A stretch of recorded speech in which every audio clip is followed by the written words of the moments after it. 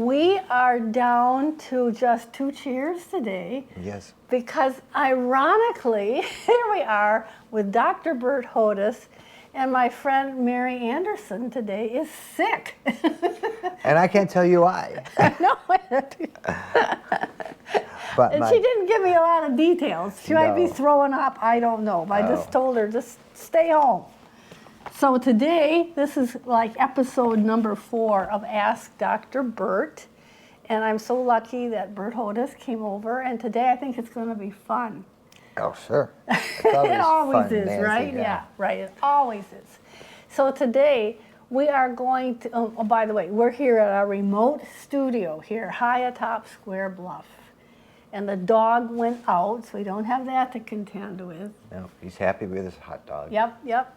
And if you hear the little ticking, it's not my heart, it is my kitchen timer. So I know when we should shut up. So today I told Bert I wanted him to imagine that we are back in 1890 and that you are a doctor in 1890. And you know, at that time, I noticed a lot of doctors actually had their clinics and their offices in their home. Very, Right? very, Yeah. very likely, yes. Yeah, a lot of them did, which, you know, makes sense. But back then they did something which was really strange, is they went out to their patients. Right. Now, when you see the doctor, you go to his office. Right. Probably not his home, but his Right. office. Yeah. And that's how the appointment gets made. And so I was thinking back, in the 1890s, most of the people in this country were living in rural areas, remote areas like Right. Square Bluff. Yeah. And not in the cities as they are today. Right. And the hospitals, there was sort of, it made sense for the doctor to go to the patient's house because the patient didn't really have the option of going to a hospital where maybe more resources, definitely more resources were available, but in a little clinic or the home of a doctor, there was nothing but the doctor, really. Yeah. So why not just go to the homes? So Yeah. probably most of the visits between the doctor and the patient was a home visit. Sure.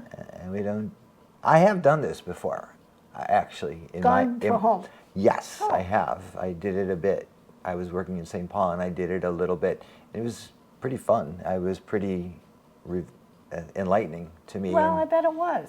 Yeah. Because you can see what the circumstances were where they were actually living. Yep, I gained some insights, and I wasn't there as a snoop or a detective.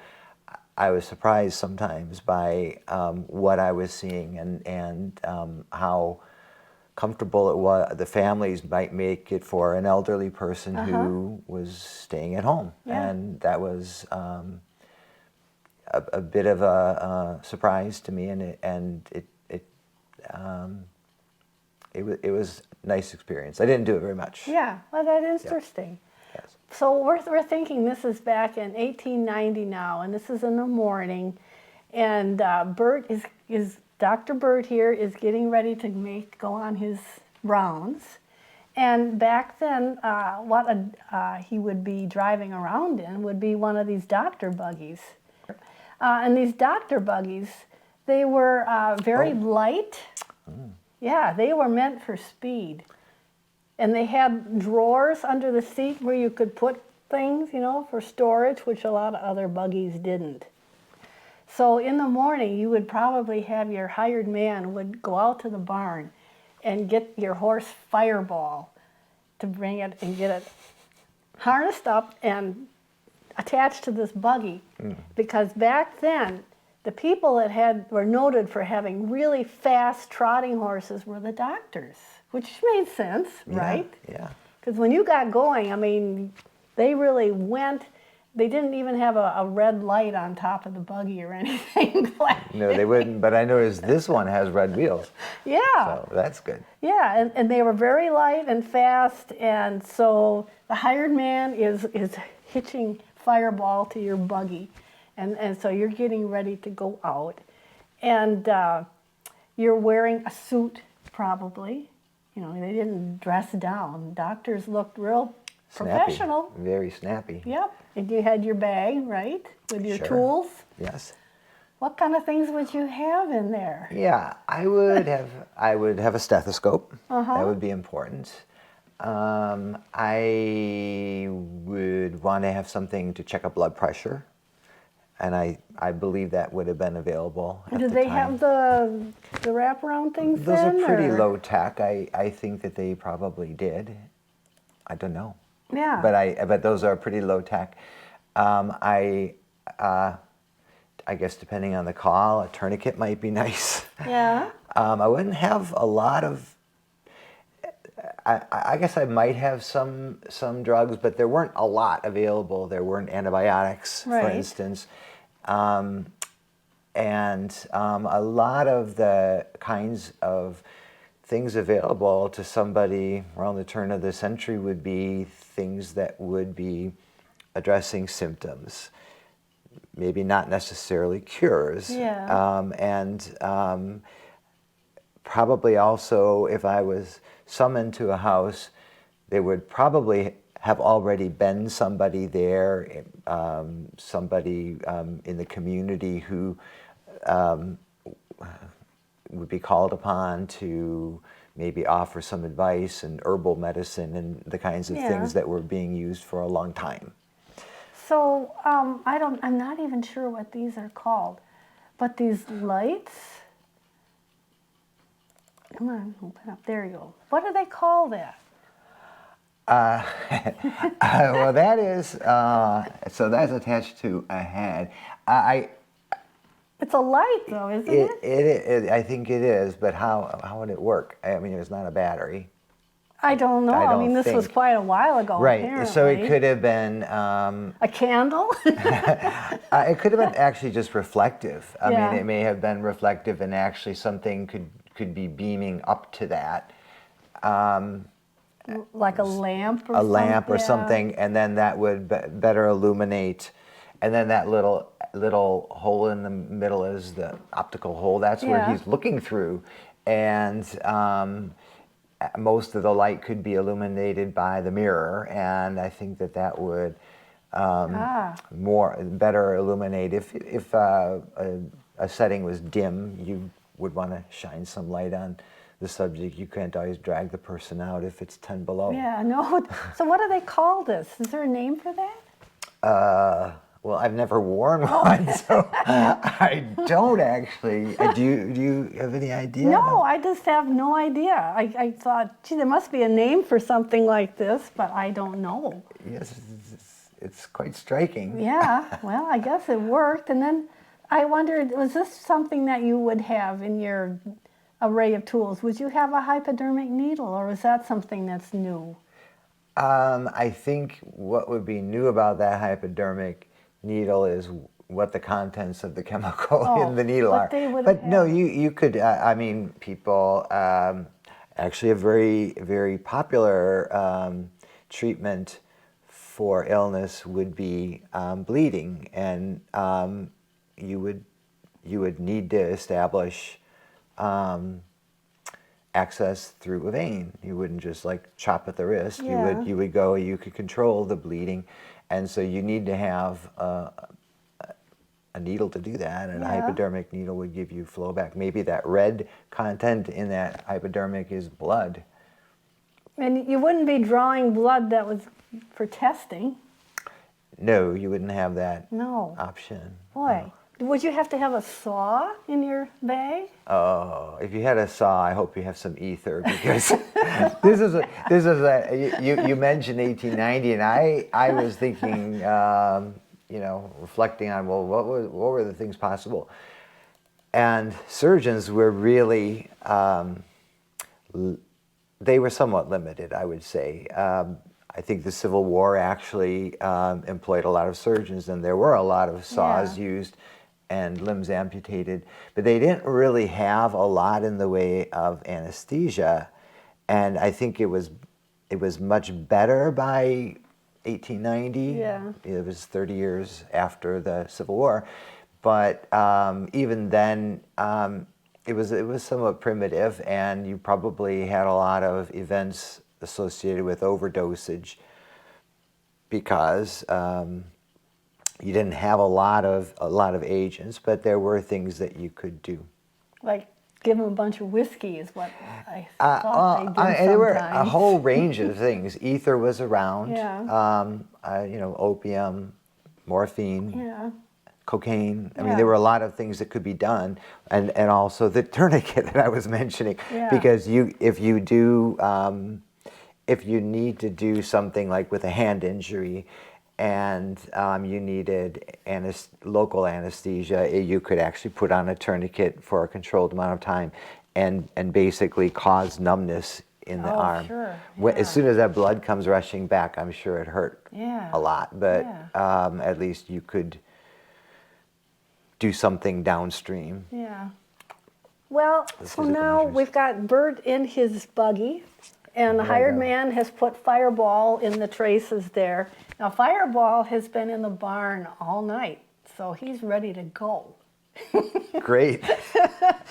So you tear off right down the road, and let's say you go down the road to your first case. It's about 5 miles down the road, and it's I'm not sure what people would problems they would have back then. Maybe it's Mrs. Gunderson and she's got boils.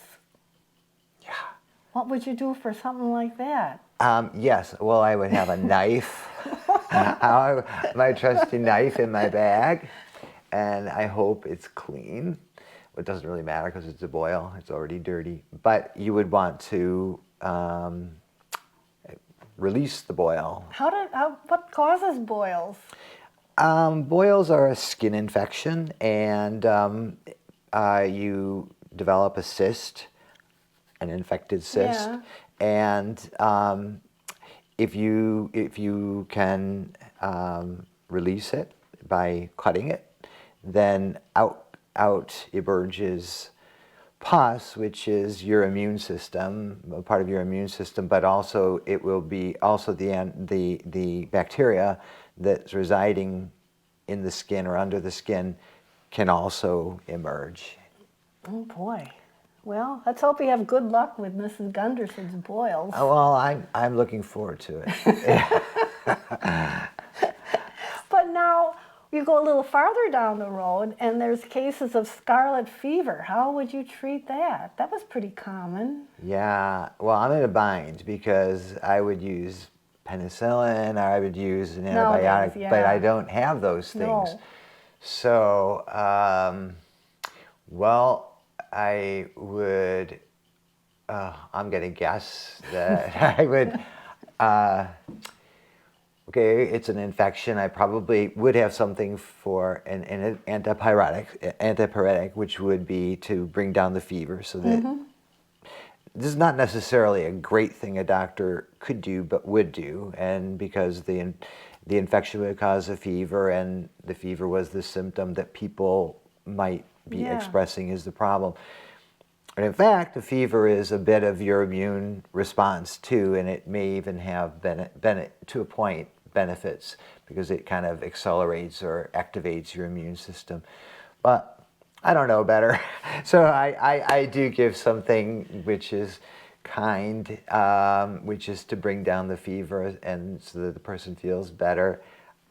Fluids probably, because that does also probably help with an infection. And it is, by this time in history, we know that some infections are spread by contact, and even we probably know about scarlet fever.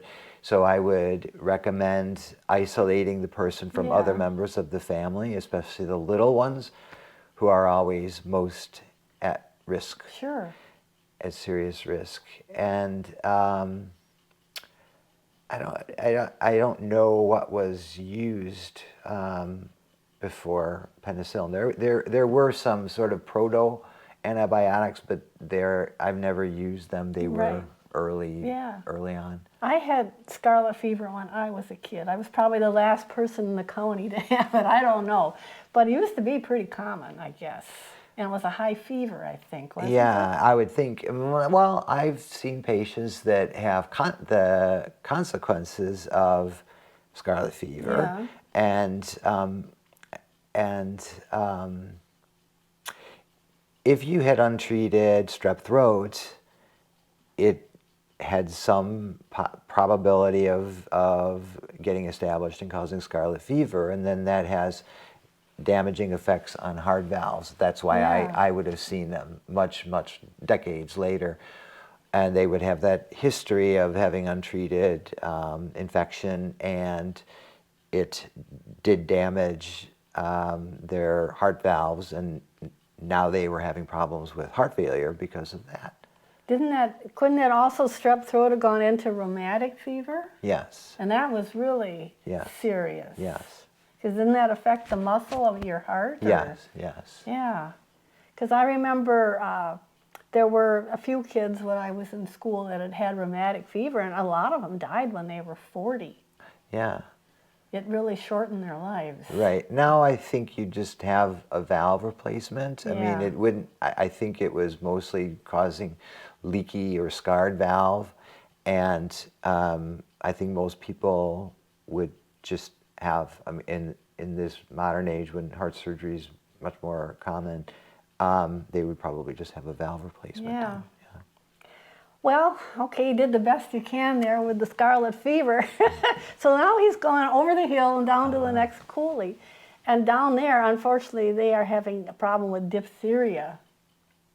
Well, this is similar.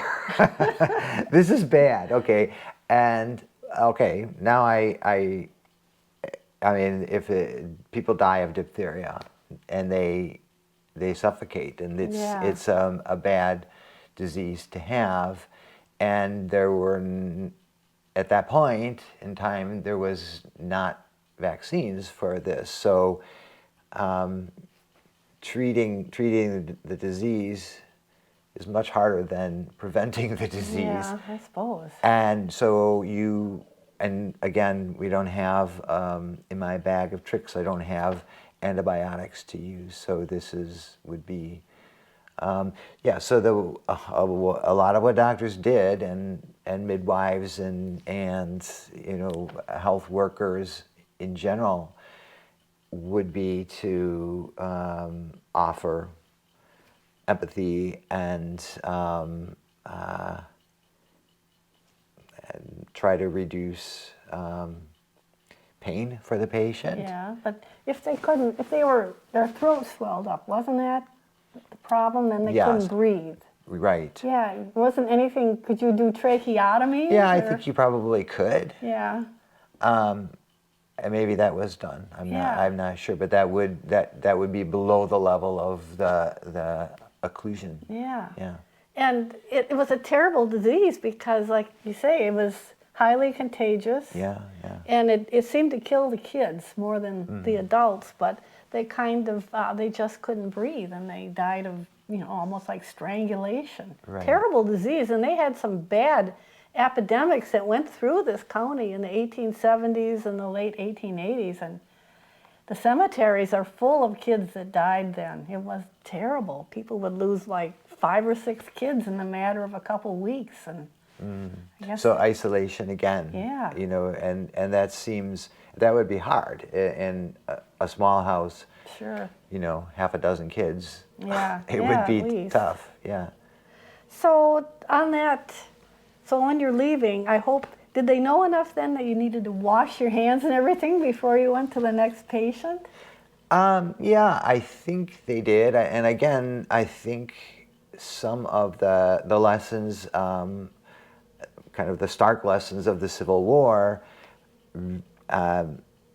as bad as that war was, and the loss of life and disability and disruption of society, nevertheless, in times like this, actually a lot is learned. Yeah. And so I think that maybe in the 1850s it wasn't so obvious, but by the 1890s, the concept of germ theory Yeah. was accepted. Yeah. And Okay, it even in was- this country, we were Yeah. definitely behind England and France and I Italy, suppose, yeah. but even so, doctors were being educated more in medical schools at that point, and I think there was an understanding that washing hands is important.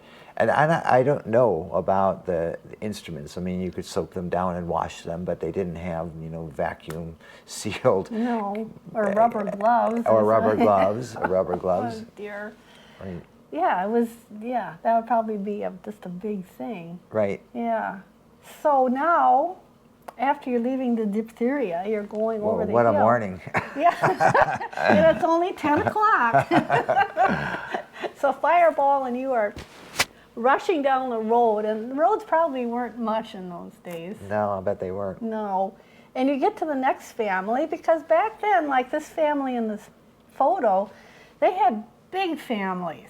I mean, big people family. had 8, 9, 10 kids or more. And let's say that Mrs. Pronzinski there is having baby number 10. And she probably had a midwife, but lots of times they would call in the doctor, especially if she got what they called childbed fever. And I think that killed a lot of women, and wasn't that just an infection? Yes, that's what that is. We don't, see it much, but at the time, sure. Yeah. So what would you do for this poor lady? What would you want to? You would try to expedite the delivery, if you could. Yeah. Depending on how far along she is.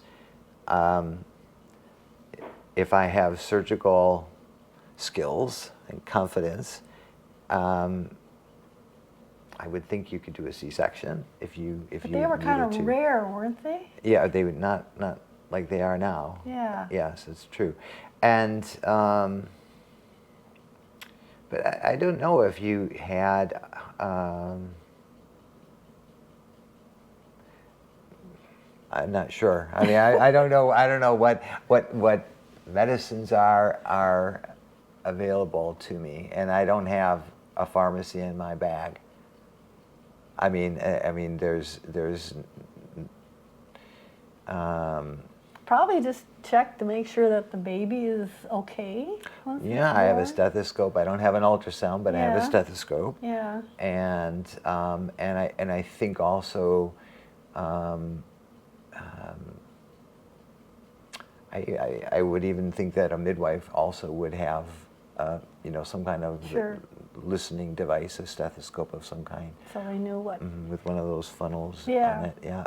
So if the patient, if she did develop childbed fever, was there anything you could do for her?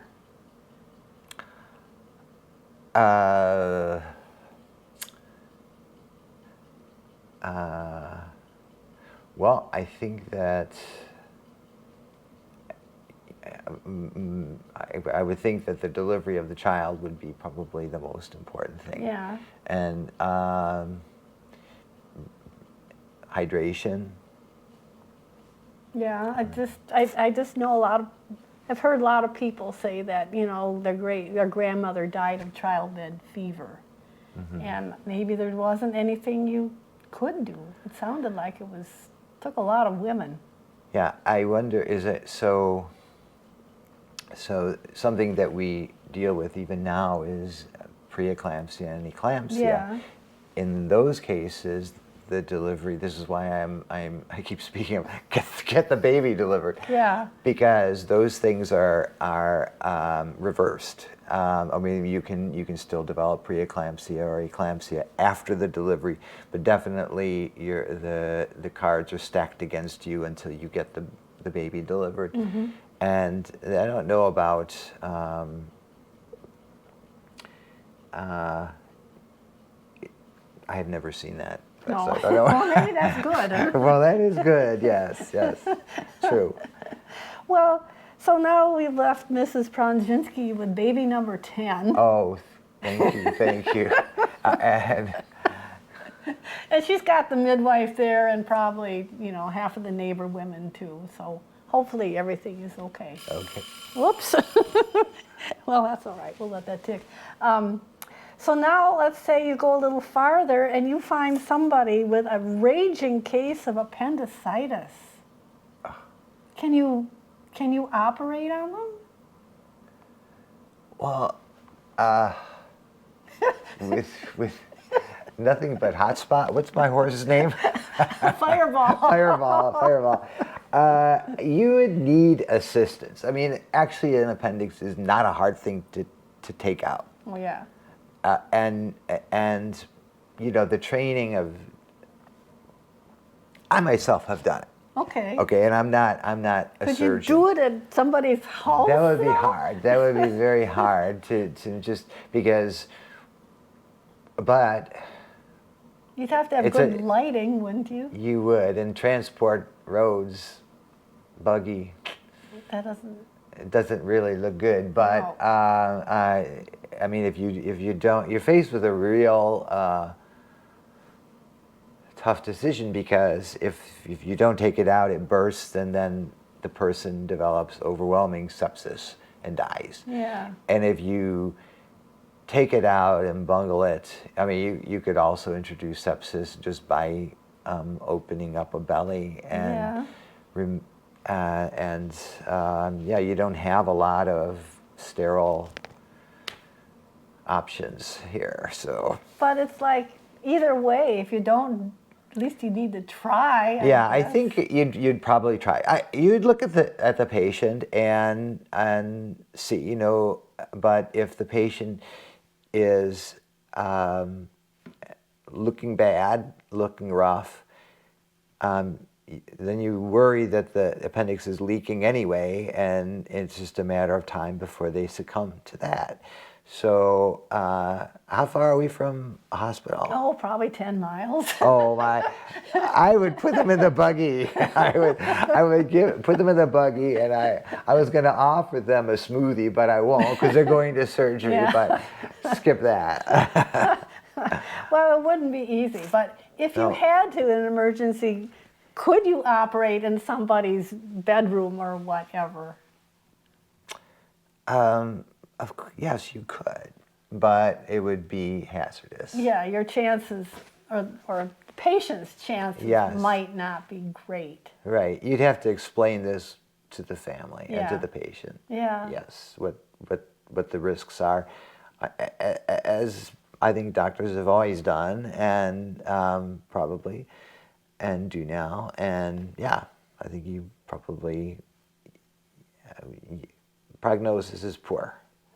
It's not good to develop No, appendicitis when no. you're living way It wouldn't out. have been good, No. No. Well, another thing that was real common back then, because we are living in a rural area, were accidents like maybe when people were out sawing wood, Oh. or they got appendages caught in machinery, or Sure. you know, maybe it mangled up a finger or something. That seemed to be a lot of what doctors were working on back then. So that was kind of like, almost like, I don't know, plastic surgery in a way. I mean, Well, I mean, a lot of times you would lose a limb or Yeah. lose a hand because of the difficulty of repairing and the real risk of an infection and developing gangrene. The person in some of these cases would have some option or chance of being transported to a hospital. I mean, you wouldn't have community hospitals, but some not that big communities did have hospitals or and clinics, or well, I'd rather do some of these things. I'd rather do in a clinic. Yeah. And you would have that option. yeah, You know. yeah. I'm sure, like I say, in a farming community, you would have had lots of opportunities to repair things that got crushed or Right. or shredded or Yeah. you know, cut off, Punctured. Yeah, Yeah. that might have been a lot of your work. Well, I guess you can, by the end of the day, you can probably, maybe Fireball's a little more worn down now, and so you're not, but of course now he's headed home, so you still got to pull back. Because he's hungry. Yeah, he's ready to go home. So at least you weren't wearing something like this. No. That was what, the plague doctor? I think it was, Yeah. actually. I think that was, I mean, that's not the first time I've seen that. Yeah. I've seen it. Apparently, it was very popular during, these epidemics. And It was just a way that they thought that when that beak wasn't a way that they were trying to kind of screen out bad air or whatever. yeah. And because it wasn't really known. I mean, I think that some of the theories about where like epidemics were coming from and where disease was coming from weren't that far off. It just the details were off, but marshes and bad water and bad air. breathing bad air and those things are right, but for the wrong reasons they were right. So all right, we're going to let Bert, Dr. Bert, his buggy and horse come back home again after. You never know, you might get called out again in the middle of the night. Oh yeah, I'm sure that's when a lot of things happen, or that's when a lot of times people realize bad things are happening and we're not going to make it to breakfast. Right. You better call a doctor. Well, I bet anyway it would have been interesting to have been a doctor in the 1890s. You probably would have gotten a real workout. Yes, you probably would have, and you'd have to know how to handle a horse. Right. Well, like I said, that was it. Doctors were noted for they were the ones that usually had the really fast horses, but that was of necessity. Right, right. Well, that was an interesting trot down memory lane here. So probably gave Bert a real workout here. But thank you for coming by. Yeah. And it was kind of fun. It was, Yeah. it was. And it does give you an appreciation for modern medicine. It does, but in 100 years, are they going to be talking about us in the same way, saying like, okay, they didn't have this and this and this and this. And they did their own surgeries, not robots. I mean, come on. Yeah, how primitive was that? I know, right. Anyway, thanks a lot. Thanks for being here on the History Files, and hopefully Mary will be back again. Hopefully she'll get over her bug. So thank you.